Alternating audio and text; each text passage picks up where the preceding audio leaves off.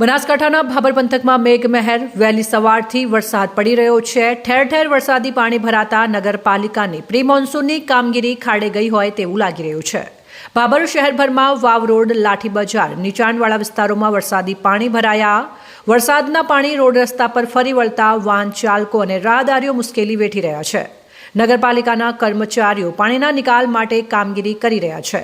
વર્ષોથી આ જ સ્થળે વરસાદના પાણી ભરાઈ જાય છે અને નગરપાલિકાના ચીફ ઓફિસર ક્યારેય ભાબર શહેરભરમાં લોકોને શું મુશ્કેલી છે તેનું નિરીક્ષણ કરવા બહાર નીકળતા નથી। પોતાની ચેમ્બરમાં બેસી રહે છે તેવા અનેક સવાલો ઊભા થઈ રહ્યા છે। ગ્રામીણ વિસ્તારોના ખેડૂતોએ સારા વરસાદની આશાએ વાવેતર કરી નાખ્યું હતું અને વરસાદ ખેંચાતા ચોમાસું પાક જુવાર, બાજરી, કપાસ નષ્ટ થવાના આરે હતો અને આજે વહેલી સવારથી જ મેઘમહેર થતાં ખેડૂતોમાં ખુશી જોવા મળી રહી છે।